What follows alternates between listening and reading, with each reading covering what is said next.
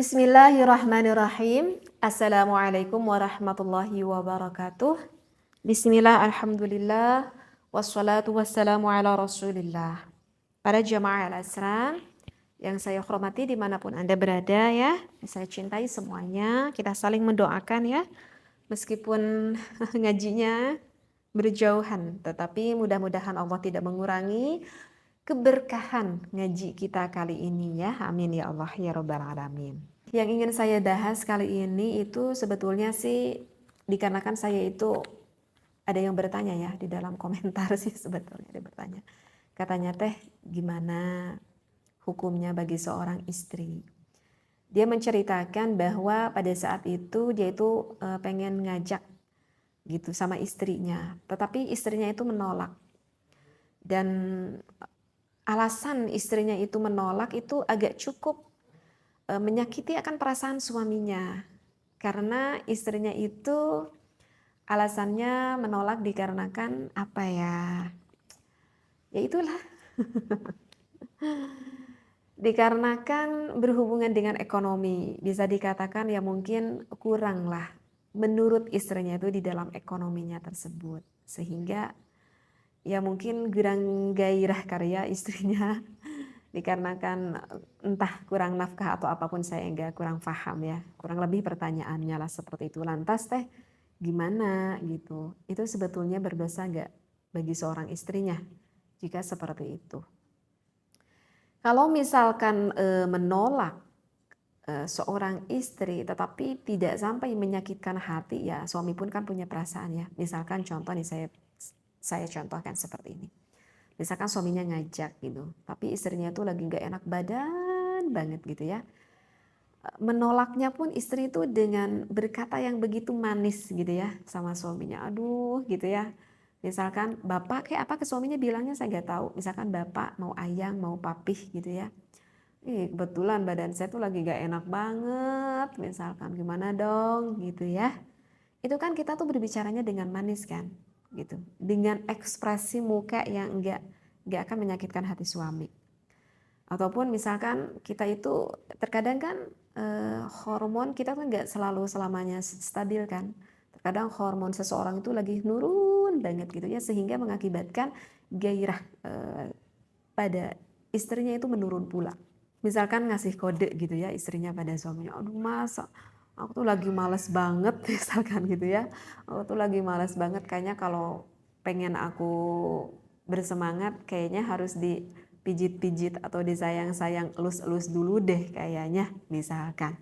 Nah itu kan ucapan istri seperti itu kan kode nih pada suaminya, oh mungkin istrinya lagi males tapi kalau bukan berarti menolak kan istrinya seperti itu. Oh berarti ini kita teh harus lebih eksklusif nih pada malam ini pada istrinya biar lebih dirayu-rayu dulu agar apa ya meningkatkan gitu ya akan gairah pada sang istrinya seperti itu. Dan saya rasa kalau istrinya berkata seperti itu tidak akan menyakiti perasaan sang suaminya.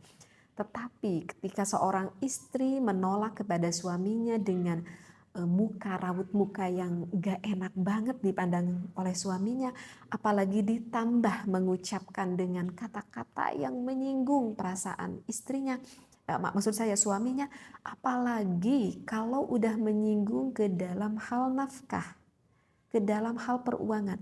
Itu wahai para istri di luar sana, mudah-mudahan sekarang lagi banyak mendengar para istri-istri, kalau udah nyinggung ke di dalam permasalahan nafkah itu bagi suami itu sensitif banget. Kalau udah nyinggung ke sana, itu suami udah sensitif banget.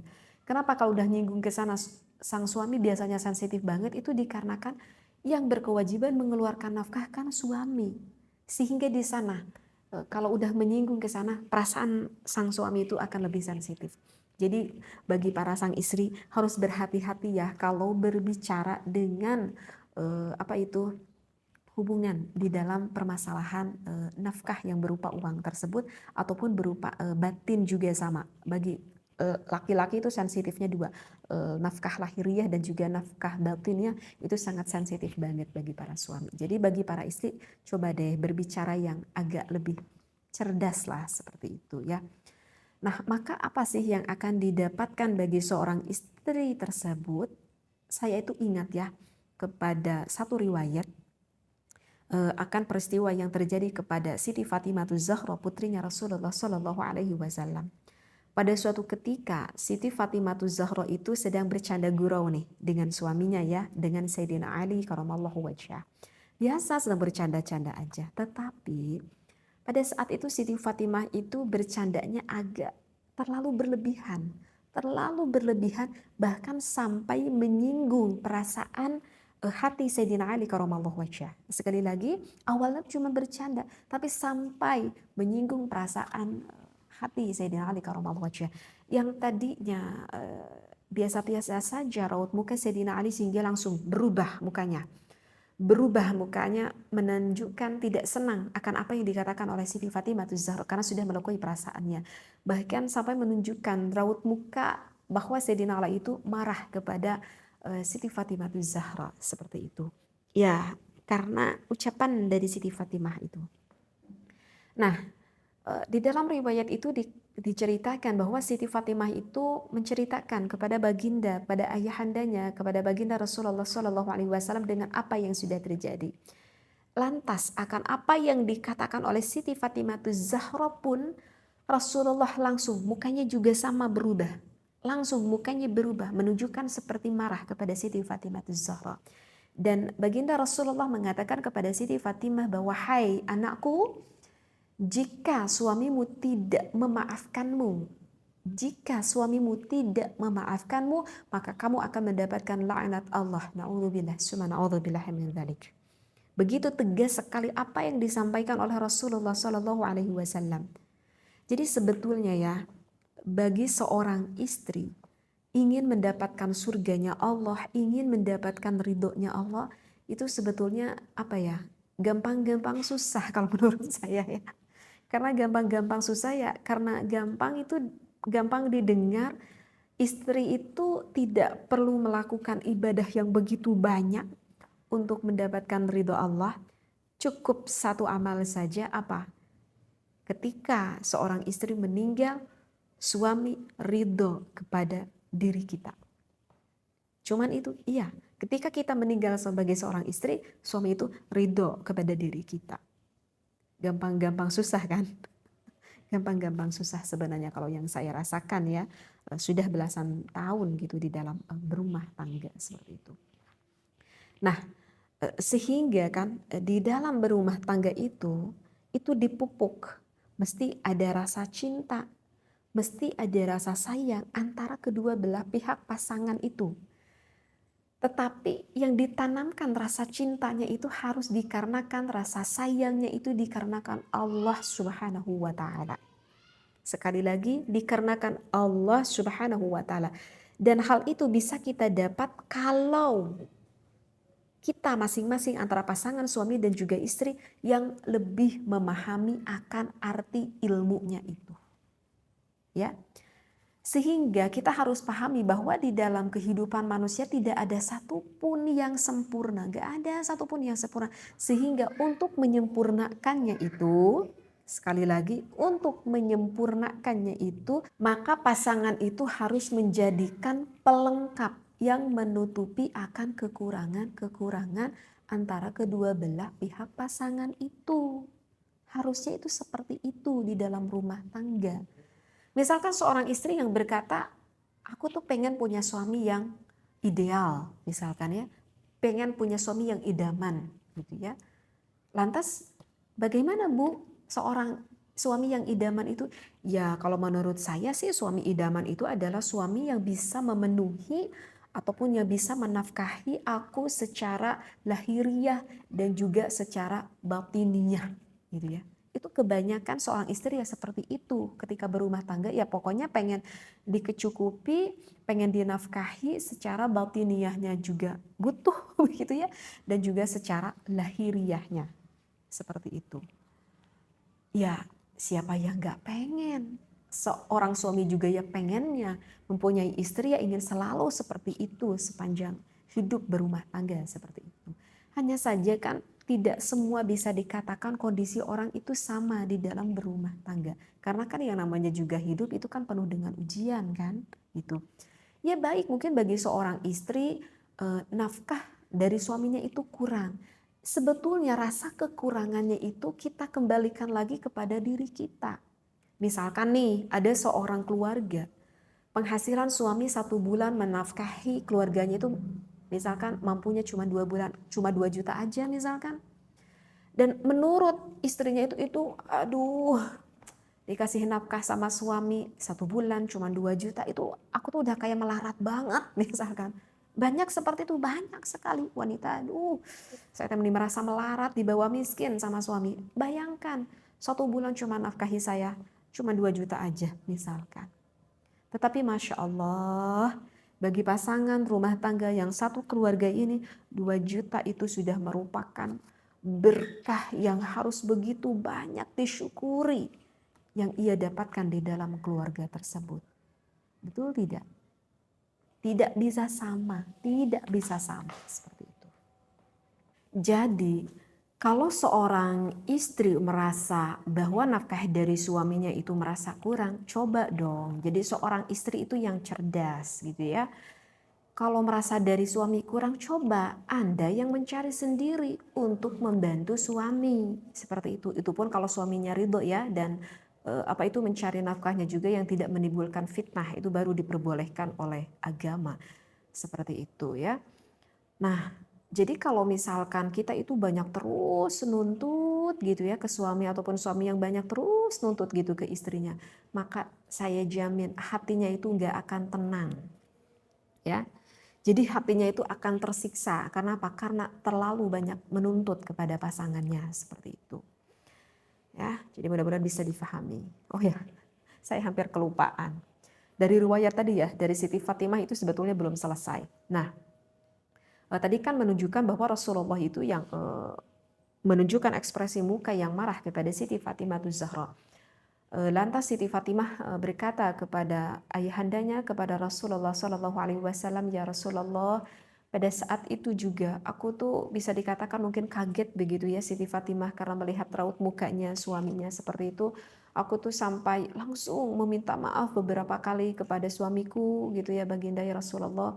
Aku tuh meminta maaf, bahkan sesudah meminta maaf pun aku tuh sampai menari-nari gitu. Di dalam riwayat itu dikatakan saking Masya Allah, namanya juga ya putrinya Rasulullah, Siti Fatimah itu sampai berjoget-joget gitu ya, sampai menari-nari gitu di depan Sayyidina Ali karamallahu wajah, sampai menari-nari agar apa? Agar suaminya itu memaafkan lagi kepada istrinya, kepada Siti Fatimah Zahra maksud saya.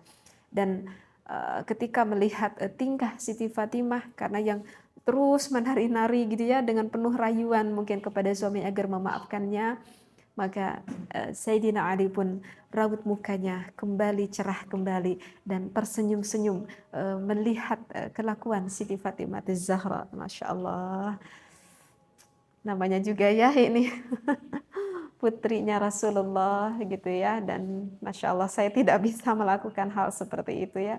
Ketika meminta maaf saya pribadi kepada suami, saya tidak bisa melakukan seperti itu. Dan biasanya kalau wanita apa ya, biasanya kalau wanita itu lebih cenderung akan mudah meneteskan air mata biasanya ya. Biasanya yang meminta maaf ya biasanya sih dengan tetesan air mata itu. Yang penting dari ini adalah suami meridhoi dan memaafkan apa yang kita lakukan. Dan begitu juga sebaliknya ya. Jika hal itu dilakukan oleh suami, maka istrilah yang memaafkan suaminya seperti itu. Nah, jadi dari polemik kita berumah tangga yang saya rasakan, ini mah yang saya rasakan ya, saya tidak tahu di luar sana, yang saya rasakan gitu ya sesudah belasan tahun gitu berumah tangga kita itu ya, yang saya rasakan itu terus apa ya, terus belajar, terus belajar, terus belajar. Akan ada bumbu di dalam rumah tangga, itu akan ada selalu bumbu di dalam rumah tangga, dan itulah hidup, perlu belajar. Emang itu yang saya rasakan. Ketika awal rumah tangga, saya itu yang belum terlalu paham, yang belum terlalu mengetahui, oh ternyata karakteristik ataupun sifat seorang laki-laki itu berbeda dengan perempuan gitu. Sehingga bertambahnya umur rumah tangga saya sedikit belajar, oh ternyata kalau misalkan kita berkata seperti ini kepada suami itu akan menyakitkan perasaan suami. Oh ternyata begitu. kita cari aja ilmu sana sini, kita cari ilmu yang memanfaatkan di dalam kita hidup berumah tangga. Sehingga ya, yang bisa saya simpulkan di dalam permasalahan ini itu ya, coba di dalam berumah tangga kita sedikit belajar untuk mengelola emosi kita, ya. Kita harus sedikit belajar untuk mengelola emosi kita, menekan rasa kesabaran kita itu. Karena ini sesuai ya dengan dalil Al-Quran, kalau tidak salah ada di dalam surat Al-Imran pada ayat 159. Tetapi maaf saya gak ketalar gitu ya ayat Qurannya, bisa dilihat saja ya nanti keterangannya, bahwa kita itu harus lebih bisa menekan rasa kesabaran itu. Jadi kalau saya gambarkan ya, kalau misalkan seorang suami misalkan yang lagi marah sekali, ini bahasanya lagi marah sekali ya kepada istrinya, dan tidak mungkin seorang suami yang normal ujuk-ujuk marah aja gitu kepada istrinya kalau istrinya tidak melakukan suatu kesalahan kan. Pasti marah itu ada sebabnya, kenapa gitu suami marah. Nah, kalau misalkan suami yang lagi marah banget, maka apa yang harus dilakukan istrinya? Yang harus dilakukan istrinya itu adalah diam. Jangan ikut ngobrol, diam aja gitu. Dan begitu pula sebaliknya, kalau istrinya yang lagi marah banget, maka suaminya aja coba yang diam seperti itu. Tetapi terkadang di dalam suatu kondisi suaminya yang marah, istrinya juga ikut berbicara. Biasanya kenapa istrinya ikut berbicara itu dikarenakan karena istrinya itu mempunyai pendapatnya sendiri yang menurut dia mungkin tidak salah, dan menurut pandangan suami itu adalah salah gitu. Sehingga istrinya ya ikut berbicara seperti itu. Nah, kalau misalkan suaminya marah, istrinya juga ikut marah karena punya pendapatnya masing-masing yang menurut suami bahwa pendapatku yang benar, menurut istri bahwa pendapatku yang benar. Kalau udah dua-duanya bicara, dua-duanya berada di dalam tidak bisa mengontrol keemosian, maka itu akan sulit dan itu akan bisa berlangsung terus-menerus seperti itu. Jadi kalau udah seperti itu lebih baik mengalah salah satu, gitu ya. Istrinya misalkan yang sedang lagi di kamar ini terus aja nyelos-celos, padahal suaminya yang lebih pertama marah. Kata suami ini gak akan betul, ya udah lebih baik suaminya itu dulu keluar dulu. Misalkan mau ke ruang tamu dulu, mau ke dapur dulu, gitu ya. Jangan diteruskan, karena kalau diteruskan ini bisa menjadikan situasi yang bahaya. Kalau ini emosi semakin tinggi dua-duanya emosi, yang dikhawatirkan adalah apa? Yang dikhawatirkan itu adalah seorang suami sampai mengucapkan ada bahasa talak atau bahasa cerai kepada sang istrinya. Itu udah bahaya sekali. Ya, itu dikarenakan udah yang nggak kontrol emosinya seperti itu. Ya, jadi coba agak sedikit bisa menahan rasa sadar salah satunya. Kemudian coba pasangan suami istri itu lebih memahami ya, lebih belajar memahami, lebih peduli kepada pasangannya masing-masing gitu. Misalkan salah satu contoh ketika suaminya libur kerja sehingga melihat aktivitas istrinya di rumahnya. Oh ternyata istriku di rumah juga capek banget ya. Banyak sekali hal yang harus dilakukan ya.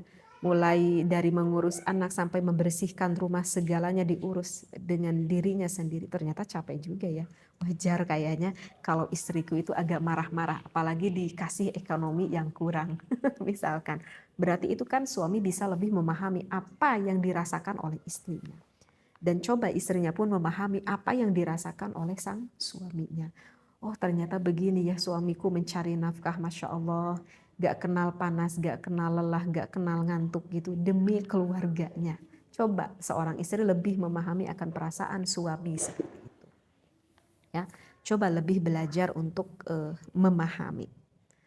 Dan coba untuk belajar menghargai pasangan suami masing-masing. Dan coba untuk pasangan suami istri itu untuk lebih menghargai keberadaannya gitu ya. Dan coba dong tanyakan apa sih yang membuat kamu tuh marah kepada aku, misalkan kata suaminya. Ataupun kenapa kamu itu berbicara seperti itu sakit gitu. Jadi kalau misalkan suaminya merasa sakit akan apa yang dikatakan oleh suaminya, itu harus dikatakan. Jangan sampai dipendam di dalam hati. Ya, ini wahai suami yang bertanya, jangan sampai dipendam dalam hati. berceritakan pada istrinya agar istrinya tuh tahu bahwa perkataan itu adalah salah, agar istrinya tidak mengulangi lagi perkataan itu kepada suaminya, karena itu akan menyakitkan perasaan aku. Katakan sama istrinya. Begitu juga istri itu jangan memendam apa yang enggak enak yang dirasakan oleh istri, langsung. Tahu gak mas, kamu berkata seperti itu tuh menyinggung perasaan aku. Ataupun suaminya berkata pada istrinya, tahu gak yang, tahu gak mah, kamu berkata seperti itu sangat menyakitkan perasaan aku. Biar tahu. Kadang kan pasangan suami istri gak tahu.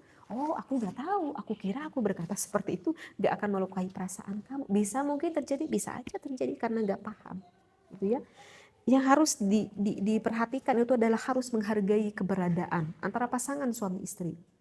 Jadi jangan sampai seperti ini. Misalkan, jangan merasa bahwa aku tuh yang lebih capek. Misalkan suaminya berkata kepada istrinya, kamu tahu gak mah, aku itu di dalam keluarga tuh aku tuh yang paling capek. Misalkan, aku tuh cari nafkah tuh sampai gini, belum nanti aku dikasih tanggung jawab di akhirat yang begitu berat misalkan. Jangan berpikir bahwa wahai kamu suami adalah yang paling capek di dalam rumah tangga. Allah memberikan beban kamu mencari nafkah dan beban yang lainnya pertanggungjawaban nanti di akhirat itu udah disesuaikan oleh Allah. Karena kalau nggak disesuaikan maka Allah kan zalim dan Allah itu tidak zalim. Allah tuh sudah banyak memberikan kelebihan kepada suami yang mana kelebihan-kelebihan itu tidak diberikan kepada seorang perempuan. Kenapa? Karena memang Allah memberikan beban itu kepada sang suami. Begitu juga sebaliknya, sang istri jangan merasa bahwa aku itu yang paling capek di dalam rumah tangga ini. Aku tuh harus ngurus anak, harus ngurus rumah, harus ini, harus itu. Jangan berpikir bahwa seorang istri juga yang lebih capek di dalam peran berumah tangga. Tidak. Allah sudah seimbangkan, ini peran suami, ini peran suami. Sudah Allah ukur dengan kemampuan seorang perempuan dan juga seorang laki-lakinya masing-masing. Ya, jadi coba saling menghargai seperti itu.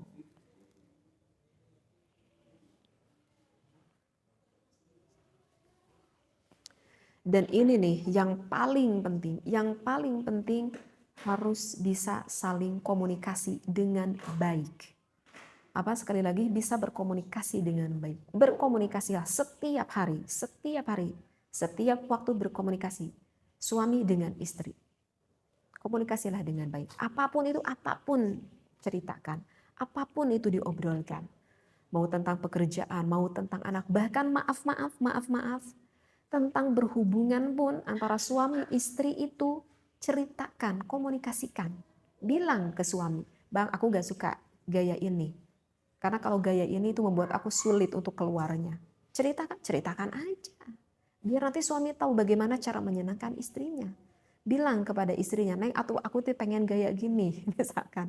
Nggak apa-apa ngobrol gitu, nggak apa-apa. Itu harus. Yang menjalani kan kalian berdua di dalam berumah tangga. Dan komunikasilah dengan yang baik. Ada keterbukaan.